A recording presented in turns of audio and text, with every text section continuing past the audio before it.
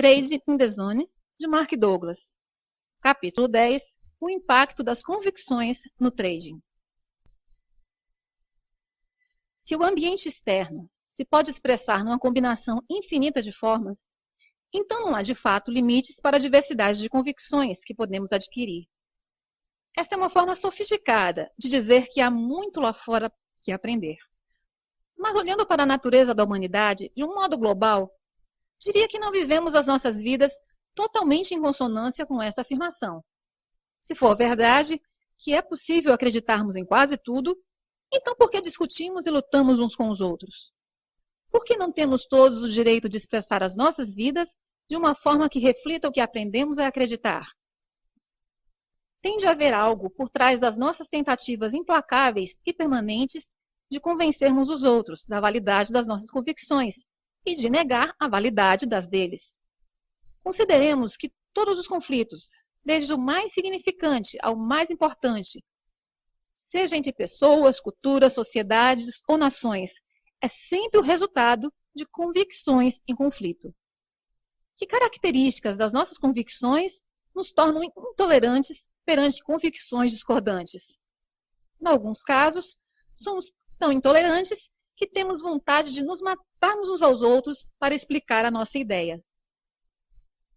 A minha teoria pessoal é que as convicções não são só energia estruturada, mas também energia consciente, pelo menos com algum grau de consciência. De outro modo, como podemos justificar a nossa capacidade para reconhecer no exterior aquilo que já temos inscrito na nossa mente?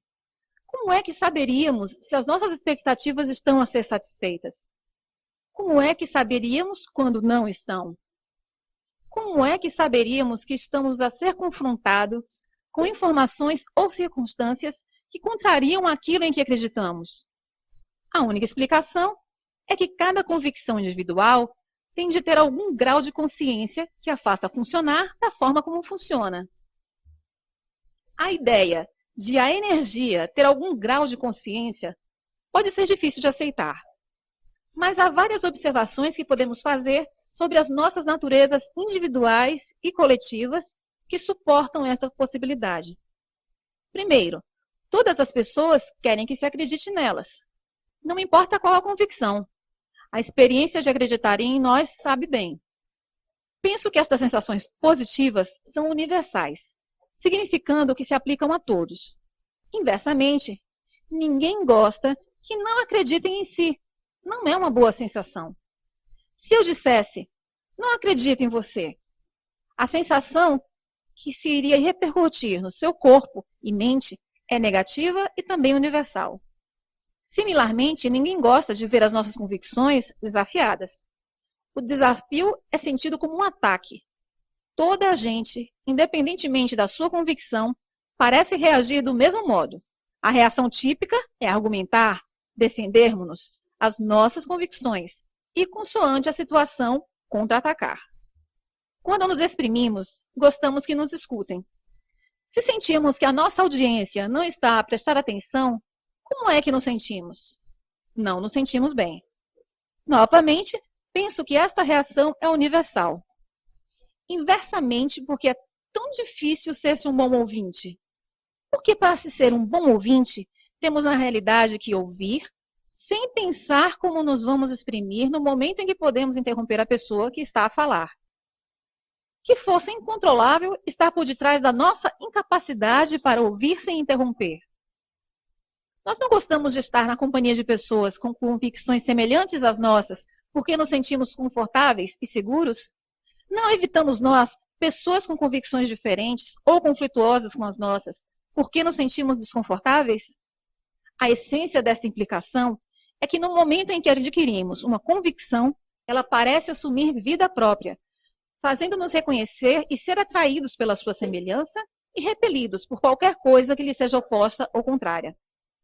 Considerando o vasto número de convicções divergentes que existem, se estas sensações de atração ou conforto e repulsa ou ameaça forem universais, então cada convicção tem, de alguma forma, de estar consciente da sua existência, e esta energia estruturada e consciente tende a se comportar sob formas características que não são comuns a todos nós. As principais características de uma convicção. Há 3 características básicas que precisamos compreender para interiorizar efetivamente as 5 verdades fundamentais sobre o trading a um nível funcional no nosso ambiente mental. 1. As convicções adquirem vida própria e, por conseguinte, oferecem resistência a qualquer força que altere a sua forma presente. 2. Todas as convicções ativas exigem forma de se manifestarem. 3. As convicções estão sempre presentes e ativas, quer estejamos conscientes ou não da sua existência no nosso ambiente mental. 1. As convicções resistem a qualquer força que tente alterar a sua forma atual. Podemos não compreender a dinâmica subjacente ao modo como as convicções mantêm a sua integridade estrutural, mas podemos observar que o fazem face a uma pressão ou força extrema. Ao longo da história da humanidade, há muitos exemplos de pessoas cuja convicção relativamente a algum assunto ou causa foi tão poderosa que preferiram sofrer insultos, tortura e morte do que contrariar as suas convicções. Isto é, com certeza, uma demonstração precisa de como as convicções podem ser poderosas e da medida em que conseguem resistir a qualquer tentativa de serem alteradas ou violadas, por mais leve que seja. As convicções parecem ser compostas por um tipo de energia ou força que resiste naturalmente a qualquer outra força que as possa fazer manifestar de forma contrária ou diferente da sua forma atual. Significa isto que não podem ser alteradas? Certamente que não. Significa simplesmente que temos de perceber como funcionar com elas. As convicções podem ser alteradas, mas não do modo como a maioria das pessoas podem pensar.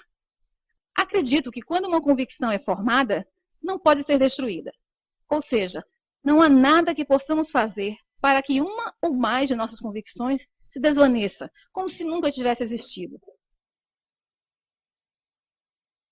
Esta afirmação fundamenta-se numa lei elementar da física. Segundo Albert Einstein e outros na comunidade científica, a energia não pode ser criada nem destruída, só pode ser transformada. Se as convicções são energia consciente e estruturada, ciente da sua existência, esse princípio da física também se aplica às convicções, pelo que tentar erradicá-las não é possível. Se soubesse que alguém ou alguma coisa o estava a tentar destruir, como reagiria? Iria defender-se, lutar e possivelmente fortalecer-se mais do que antes de conhecer a ameaça. Cada convicção individual é um componente daquilo que consideramos ser a nossa identidade. Não será razoável esperar que, se ameaçada, cada convicção individual reaja em conformidade com a forma como todas as outras partes de si reagem coletivamente? O mesmo princípio verifica-se se tentarmos agir como se uma convicção particularmente incomodativa não existisse. Se acordasse uma manhã e todas as pessoas o ignorassem e agissem como se você não existisse, como iria reagir? Provavelmente não passaria muito tempo até que agarrasse alguém e o olhasse nos olhos para o forçar a reconhecê-lo. De novo, se intencionalmente ignorada, cada convicção individual vai funcionar exatamente do mesmo modo. Vai descobrir uma forma de forçar a sua presença no nosso processo de pensamento consciente ou no nosso comportamento. A forma mais fácil e mais eficaz de lidar com as nossas convicções é lentamente torná-las inativas ou fazer com que deixem de funcionar, retirando-lhes a energia. Chamam a este processo desativação. Após a desativação, a estrutura original da convicção permanece intacta, pelo que tecnicamente não mudou. A diferença é que a convicção já não tem energia. Sem energia, não tem capacidade para funcionar como uma força sobre a percepção que temos na informação ou sobre o nosso comportamento. Aqui está um exemplo pessoal. Em criança, ensinaram-me a acreditar no Papai Noel e na Fada dos Dentes. No meu sistema mental, ambos são exemplos perfeitos do que agora são convicções inativas, que não estão em funcionamento. No entanto, embora estejam inativas, existem ainda dentro do meu sistema mental, só que agora existem como conceitos sem energia. Se lembrar do capítulo anterior, defini convicções como uma combinação de experiência sensorial e palavras que formam um conceito dotado de energia. A energia pode ser retirada do conceito, mas o conceito em si permanece intacto na sua forma original. No entanto, sem energia, já não tem a capacidade para funcionar sobre a percepção de informação ou sobre o comportamento.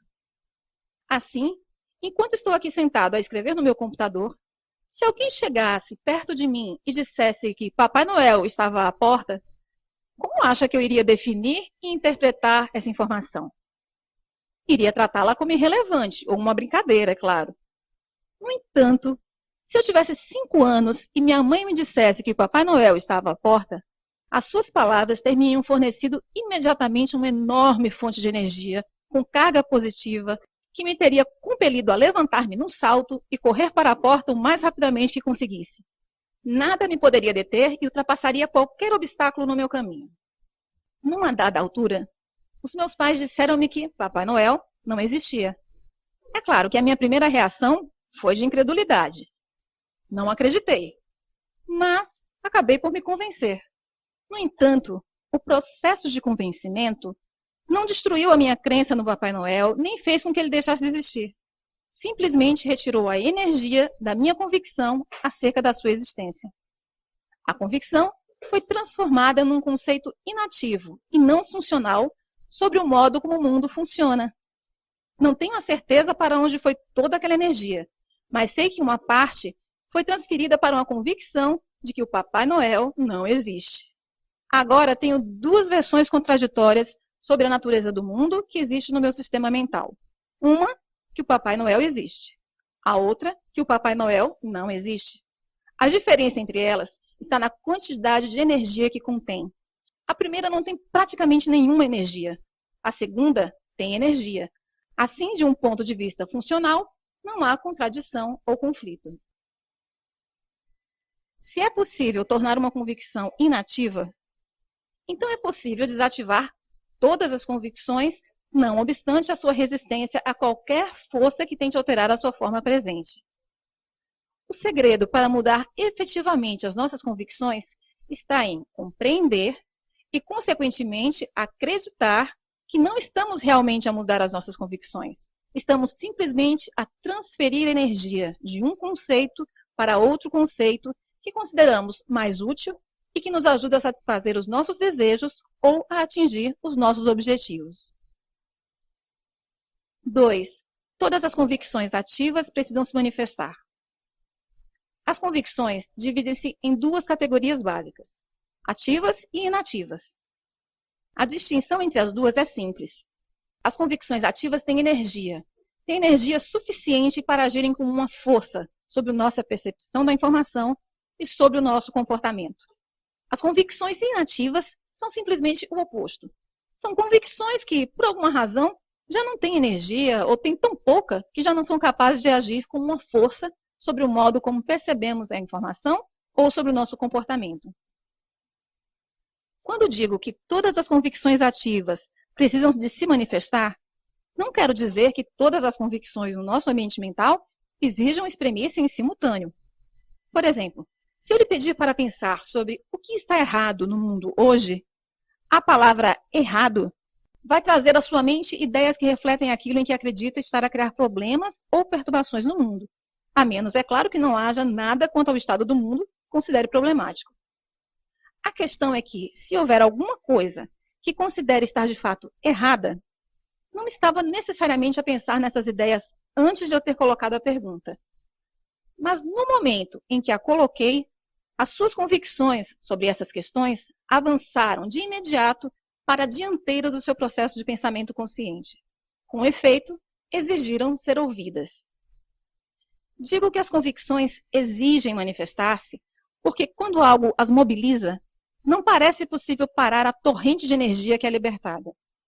Isto verifica-se especialmente para questões emocionalmente sensíveis ou convicções sobre as quais sintamos um entusiasmo particular. Pode perguntar, por que é que eu iria querer conter a expressão das minhas convicções? Podia haver diversas razões. Consideremos um cenário em que está a interagir com algum superior hierárquico no emprego e essa pessoa lhe diz algo que discorda completamente ou considera totalmente absurdo. Vai exprimir a sua opinião ou contê-la? Tal irá depender do que pensa ser adequado numa situação destas.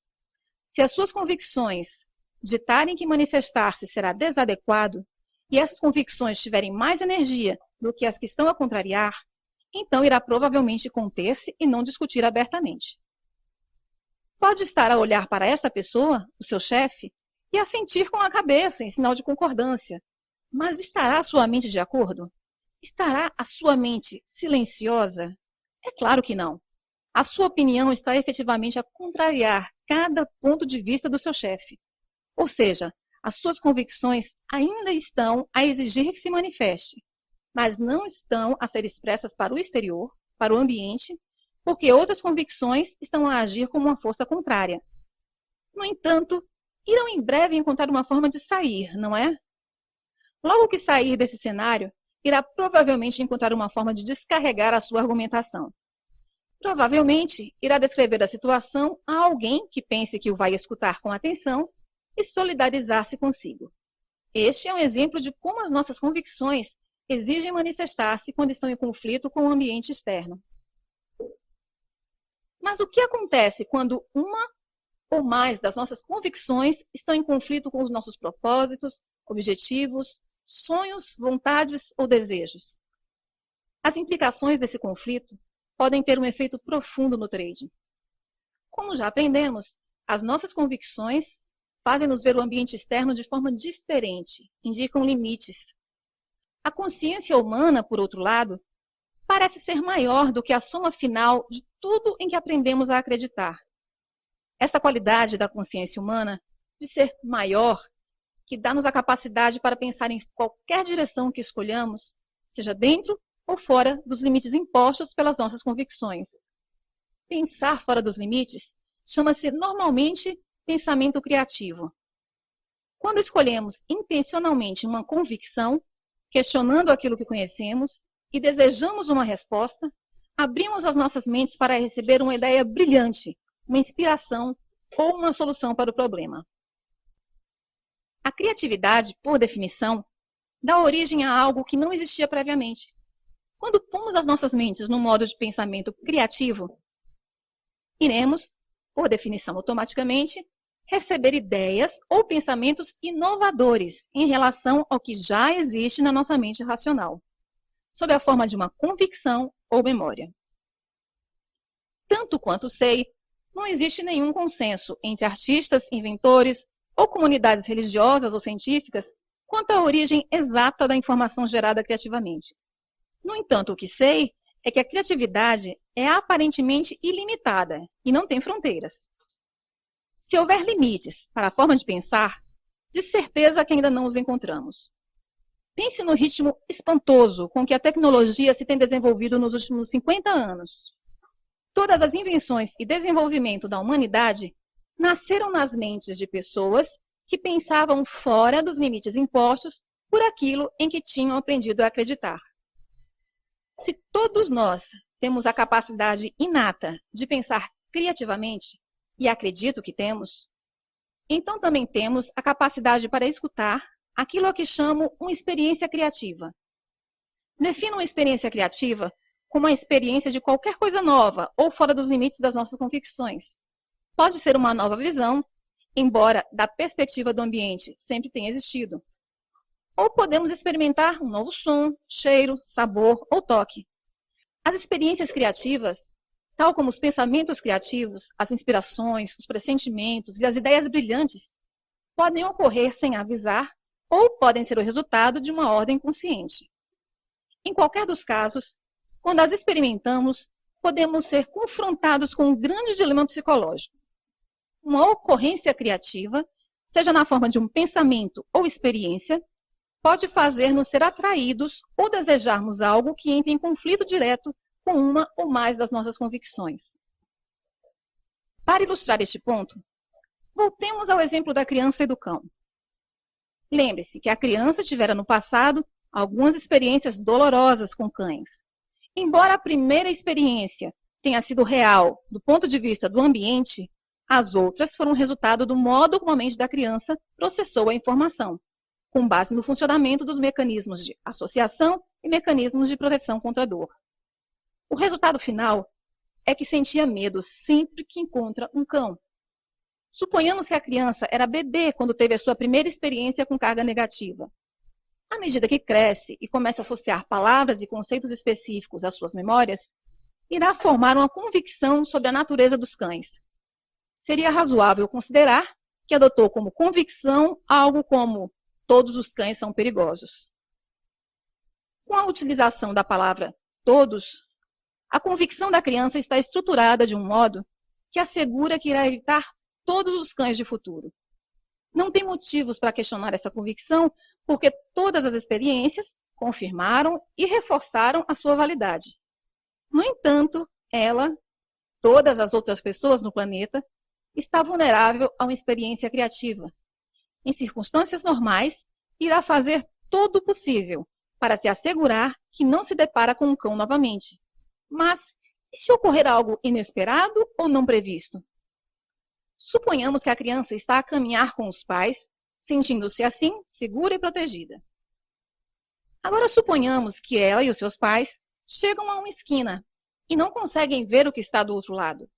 Deparam-se com uma cena em que várias crianças, aproximadamente com a mesma idade, estão a brincar com cães e, além disso, estão obviamente a divertir-se muito.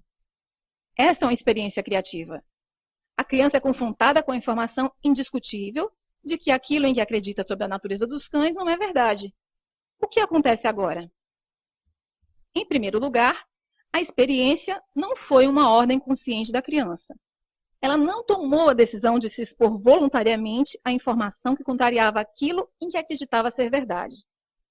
Podemos chamar a isto uma experiência criativa inadvertida, porque o ambiente externo forçou-a a confrontar-se com outras hipóteses que não acreditava existirem. Em segundo lugar, a experiência de ver outras crianças a brincar com cães e a não se magoarem irá lançar na sua mente um estado de confusão. Depois dessa confusão se dissipar, ou seja, quando começar a aceitar a possibilidade de que nem todos os cães são perigosos, vários cenários serão possíveis. Ver outras crianças da sua idade, com quem se pode identificar claramente, a divertir-se brincando com cães, pode fazer a criança decidir que quer ser como as outras crianças e divertir-se com cães também.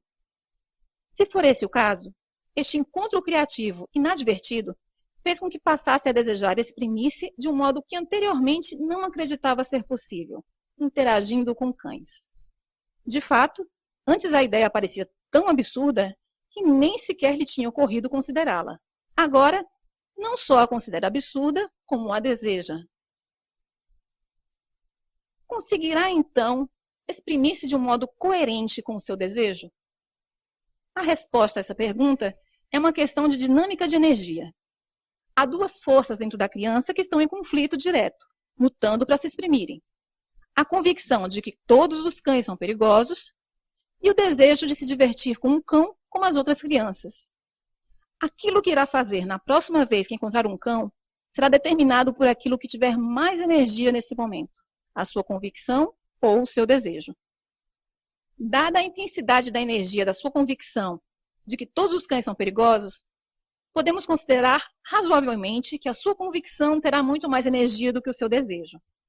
Se assim for, irá considerar o seu próximo encontro com o cão uma experiência frustrante. Mesmo que queira tocar ou afagar o cão, irá achar que não pode interagir com o cão.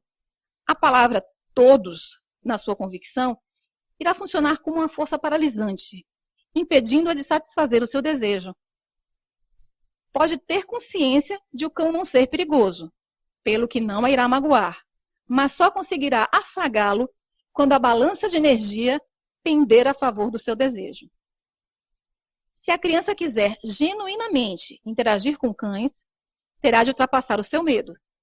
Isso significa que terá de desativar a sua convicção de que todos os cães são perigosos, para que possa fortalecer devidamente uma convicção sobre cães mais harmoniosa com o seu desejo. Sabemos que os cães se podem exprimir numa ampla variedade de formas, desde brincalhões e simpáticos a outros desagradáveis. No entanto, uma percentagem muito reduzida de cães pertence à categoria dos perigosos. Uma boa convicção para a criança adotar seria algo como: a maioria dos cães são brincalhões, mas alguns podem ser maus e perigosos. Esta convicção iria permitir-lhe aprender a reconhecer características e padrões de comportamento que lhe diga com que cães pode brincar e quais deve evitar. No entanto, o problema maior é: como é que a criança pode desativar o todos da sua convicção de que todos os cães são perigosos para que possa ultrapassar o seu medo? Lembre-se que todas as convicções resistem naturalmente a qualquer força que pretenda alterar a sua forma presente. Mas, como indiquei acima, a abordagem certa não é alterar a convicção, mas sim retirar-lhe a energia e canalizá-la para outra convicção mais adequada aos nossos fins. Para desativar a ideia que a palavra todos representa, a criança terá de criar uma experiência com carga positiva com um cão. Em algum momento, terá de ultrapassar o seu medo e tocar num cão.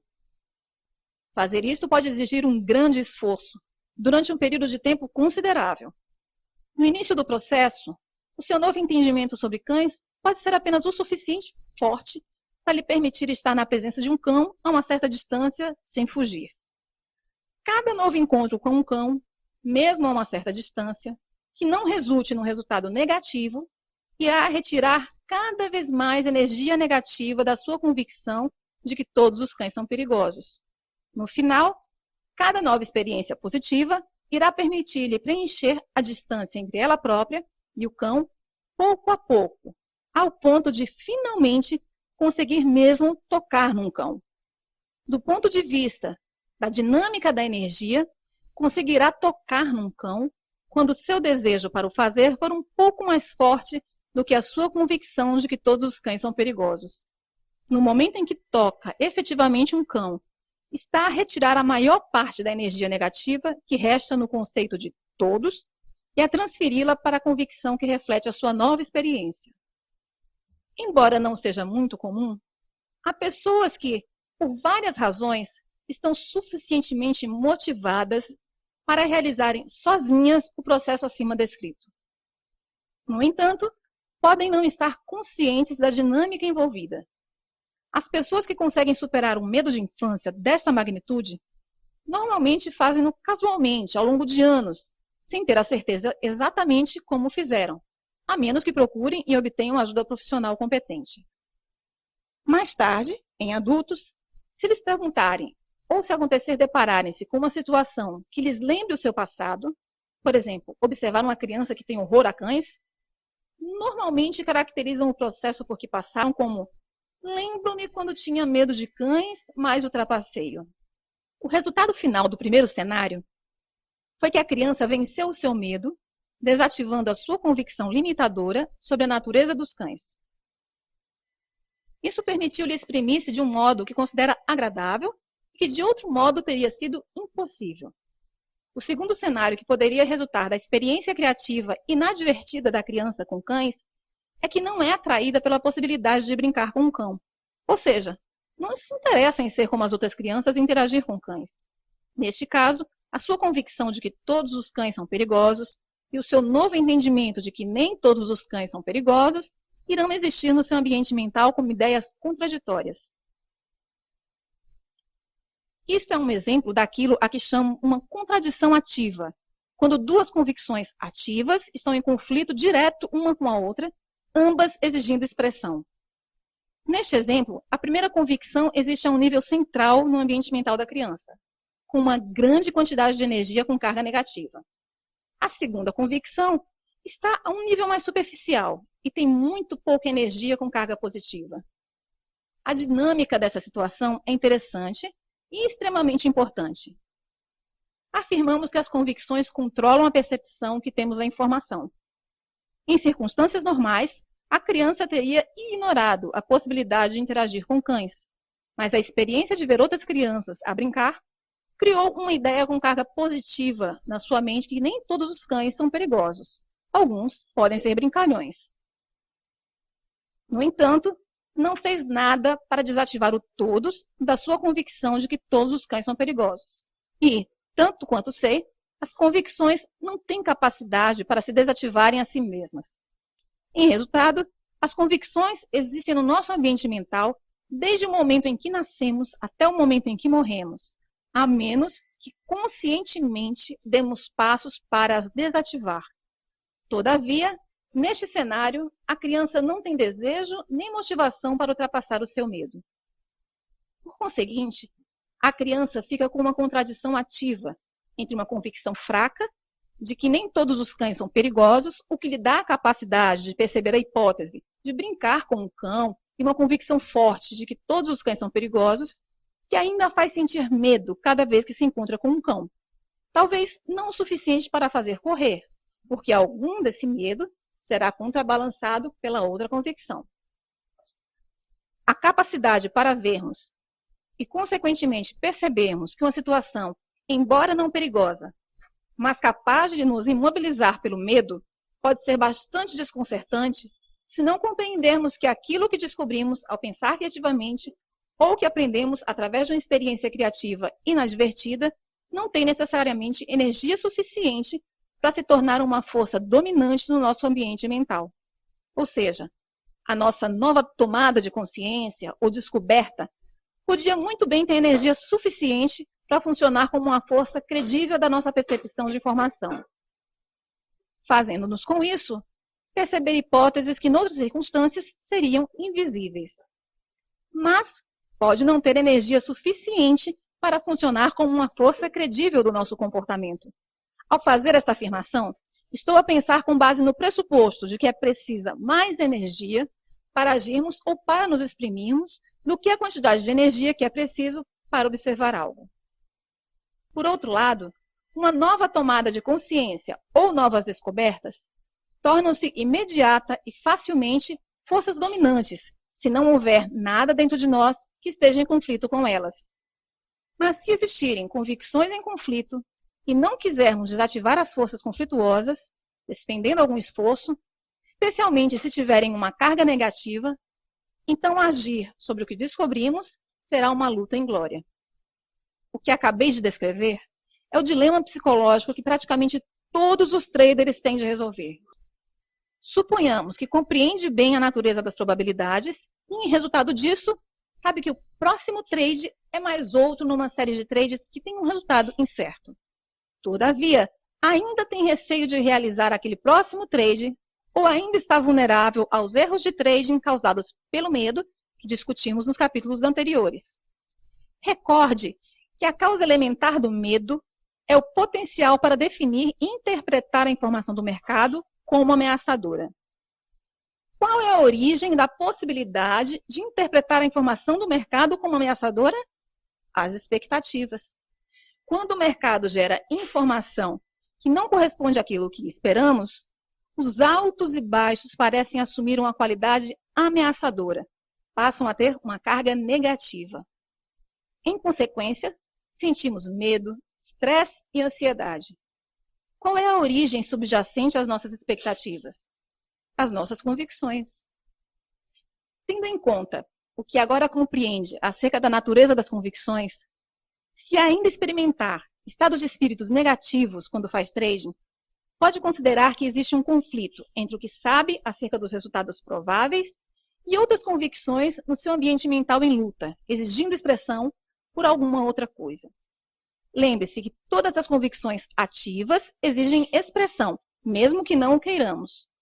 Para pensar em probabilidades, tem de acreditar que cada momento no mercado é único, ou mais especificamente que cada posição aberta tem um resultado único. Quando acreditamos a um nível funcional que cada posição tem um resultado único, significando que é uma convicção dominante sem quaisquer outras convicções a lutarem por algo diferente, iremos experimentar um estado mental livre de medo, estresse e ansiedade quando fazemos trading. Não pode mesmo ser de outra forma. Um resultado único não é algo que já tenhamos experimentado, pelo que não é algo que possamos já reconhecer. Se fosse conhecido, não podia ser definido como único. Quando acreditamos que não sabemos o que vai acontecer a seguir, o que esperamos exatamente do mercado? Se disse, não sei, está totalmente certo. Se acreditarmos que algo vai acontecer e que não precisamos de saber exatamente o que para ganharmos dinheiro, então onde está o potencial para definir e interpretar a informação do mercado como causadora de dor emocional? Se disse, não há nenhum, acertou novamente. Aqui está mais um exemplo de como as convicções exigem expressão. Olhemos para uma situação em que o primeiro encontro de uma criança com um cão foi uma experiência muito positiva. Em resultado, ela não tem problema absolutamente nenhum em interagir com cães, qualquer cão, por sinal, porque não encontrou nenhum que fosse hostil. Por conseguinte, não tem nenhuma noção, uma convicção dotada de energia de que é possível um cão fazer mal ou infligir dor. Quando aprender a associar palavras às suas memórias, a criança irá provavelmente adquirir uma convicção semelhante a todos os cães são amigos e divertidos. Por conseguinte, cada vez que um cão entrar no seu campo de consciência, esta convicção irá manifestar-se. Do ponto de vista de quem teve uma experiência negativa com um cão, irá parecer que a criança teve uma atitude imprudente. Se tentássemos convencer a criança de que algum dia será mordida se não tiver cuidado, esta convicção irá fazer com que dê pouca importância ou ignore completamente o aviso. A sua reação seria algo como: impossível, isso não é possível. Suponhamos que, em algum momento da sua vida, ela se aproxima de um cão desconhecido. O cão rosna. O aviso é ignorado e o cão ataca. Para o seu sistema de convicções, a criança acabou de ter uma experiência criativa. Que efeito terá essa experiência na sua convicção de que todos os cães são amigos? Terá agora medo de todos os cães, como a criança do primeiro exemplo? Infelizmente, as respostas a essas questões não são fáceis, porque pode haver outras convicções, também a exigirem expressão, que não tem nada a ver com cães, mas que entram em jogo numa situação dessas. Por exemplo, e se a criança tiver uma convicção altamente desenvolvida quanto à traição? Se acreditar que foi traída por algumas pessoas muito importantes que fizeram com que experimentasse uma dor emocional intensa. Se associar o ataque deste cão particular a uma traição dos cães no geral, no fundo, uma traição da sua convicção contra cães, então podia facilmente ter medo de cães. Toda a energia positiva contida na sua convicção original podia ser transformada de imediato numa energia com carga negativa. A criança podia justificar esta mudança com uma conclusão lógica, de que se um cão me pode trair, todos os cães podem. No entanto, penso que esta é uma ocorrência extrema e muito improvável. O que é mais provável é que a palavra todos, na sua convicção original, seja imediatamente desativada e que aquela energia seja transferida para uma nova convicção que reflita mais fielmente a verdadeira natureza dos cães. Esta nova experiência originou uma transferência de energia que a forçou a aprender algo sobre a natureza dos cães, que, em outras circunstâncias, consideraria impossível. A sua convicção na afabilidade dos cães permanece intacta. Irá ainda brincar com cães, mas irá agora ter algum cuidado, procurando conscientemente sinais de afabilidade ou de hostilidade. Penso que uma verdade fundamental sobre a natureza da nossa existência é que cada momento no mercado, bem como na vida de todos os dias, tem elementos que conhecemos, similaridades, e elementos do que não conhecemos, ou não podemos conhecer porque ainda não os experimentamos. Até treinarmos ativamente as nossas mentes para esperar um resultado único, iremos continuar a experimentar somente aquilo que conhecemos. Todo o resto, outras informações e possibilidades que não estejam em consonância com o que conhecemos e esperamos, irá passar-nos ao lado, desapercebido, distorcido, completamente negado ou contrariado. Quando acreditarmos verdadeiramente que não precisamos de saber, estaremos a pensar em probabilidades, do ponto de vista do mercado, e não teremos qualquer razão para bloquear, dar pouca importância, distorcer, negar ou contrariar qualquer sinal que o mercado esteja a dar sobre o seu potencial para se movimentar numa determinada direção em particular. Se não estiver a experimentar a liberdade mental sugerida naquela afirmação, e se for seu desejo experimentá-la, então tem que assumir um papel ativo no treino da sua mente para acreditar na singularidade de cada momento, e tem de desativar qualquer outra convicção que lute por algo diferente. Este processo não é nada diferente daquele por que a criança passou no primeiro cenário. Nem vai acontecer sozinho. Ela queria interagir com cães sem medo, mas, para o fazer, teve que criar uma nova convicção e desativar as que estavam em conflito. Este é o segredo para conseguir um sucesso consistente como trader. 3. As convicções continuam ativas, independentemente de termos ou não consciência da sua existência no nosso ambiente mental. Por outras palavras, não temos que recordar ativamente ou ter acesso consciente a qualquer convicção para que esta funcione como uma força sobre a nossa percepção de informação ou sobre o nosso comportamento. Sei que é difícil acreditar que algo de que nem sequer nos conseguimos lembrar possa ter um impacto nas nossas vidas. Mas quando pensamos nisso, muito do que aprendemos ao longo das nossas vidas está armazenado num nível subconsciente. Se lhe pedisse para recordar cada aptidão específica que teve de aprender para poder conduzir um carro com confiança, é provável que não se lembre de tudo em que teve de se concentrar e focar enquanto estava no processo de aprendizagem. A primeira vez que tive a oportunidade de ensinar um adolescente a conduzir, estava absolutamente fascinado com o quanto era preciso aprender e que eu dava como natural, e sobre o qual não pensava a um nível consciente. Possivelmente, o melhor exemplo que ilustra essa característica é as pessoas que conduzem sob influência do álcool. Numa noite, há milhares de pessoas que beberam tanto que não têm consciência de como levar um carro do ponto A para o ponto B. É difícil imaginar como isto é possível, a menos que aceite que as aptidões para conduzir e a convicção de uma pessoa na sua capacidade para conduzir operam automaticamente, a um nível muito mais profundo do que a consciência detecta. Certamente, alguma percentagem destes condutores alcoolizados tem acidentes, mas quando comparamos a taxa de acidentes com o número de pessoas a conduzir sob a influência do álcool, é notável que não haja muito mais acidentes. De fato, é muito mais provável que um condutor alcoolizado cause um acidente quando adormece ou quando alguma situação exige uma decisão consciente e uma reação rápida. Por outras palavras, as condições necessárias para uma boa condução são tais que não basta funcionar com as aptidões subconscientes. Autoavaliação e trading. O modo como essa característica se aplica ao trading é bastante profundo. O ambiente de trading oferece-nos um palco de oportunidades ilimitadas para acumular riqueza. Mas só porque o dinheiro está disponível e nós percebemos a possibilidade de o obter, não significa necessariamente que nós, como pessoas, tenhamos um sentido ilimitado de autoavaliação. Ou seja, pode haver uma enorme discrepância entre a quantidade de dinheiro que desejamos para nós, a quantidade que percebemos estar disponível e a quantidade que, na realidade, acreditamos que valemos ou merecemos.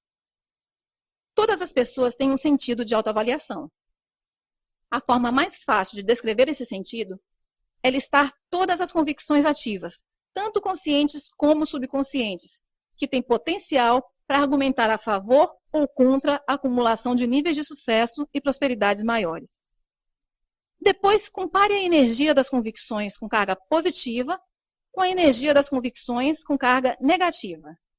Se tiver mais energia com carga positiva a argumentar a favor do sucesso e da prosperidade do que a energia com carga negativa, então tem um sentido positivo de autoavaliação.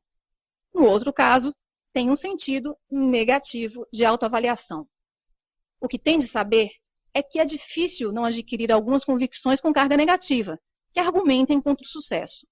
A maioria dessas convicções autossabotadoras têm sido esquecidas há muito e operam a um nível subconsciente. Mas o fato de as podermos ter esquecido não significa que tenham sido desativadas.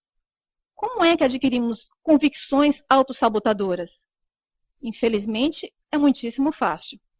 Provavelmente a forma mais comum é quando uma criança se envolve em alguma atividade contra a opinião dos pais ou do professor e a criança se fere acidentalmente. Muitos pais, para convencerem a criança do seu ponto de vista, irão reagir a uma situação como essa dizendo: isso não teria acontecido se não me tivesse desobedecido. O problema de fazer ou ouvir afirmações como esta é que há um potencial para a criança associar todos os futuros ferimentos a estas afirmações e, subsequentemente, formar uma convicção de que é uma pessoa com menos valor, que não merece sucesso, felicidade ou amor. Qualquer coisa em relação à qual nos sintamos culpados pode ter um efeito nefasto no nosso sentido de autoestima. Normalmente, a culpa parece associada a ser-se uma má pessoa, e a maioria das pessoas acreditam que as más pessoas devem ser castigadas, certamente não recompensadas. Algumas religiões ensinam às crianças que ter muito dinheiro não é positivo.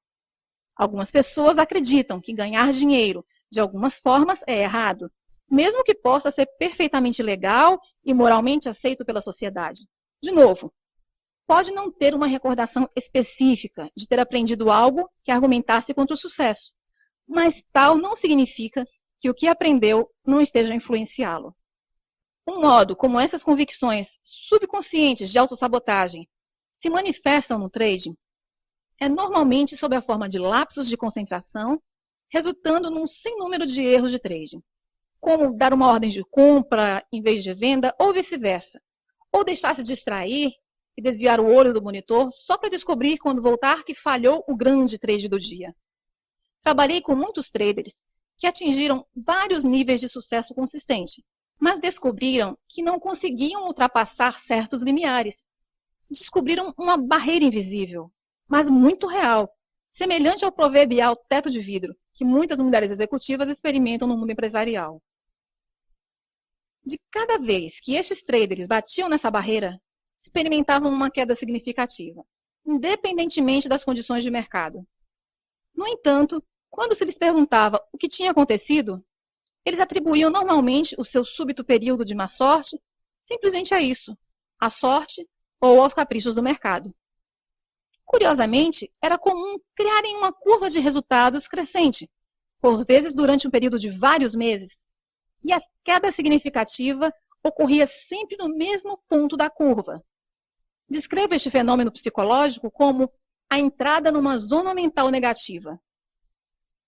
Por muito que o dinheiro tivesse fluído para suas contas enquanto se mantiveram no estado mental adequado, fluía agora para fora delas, com a mesma facilidade quando entravam na zona mental negativa, onde questões de autoavaliação não resolvidas agem misteriosamente sobre a sua percepção da informação e comportamento.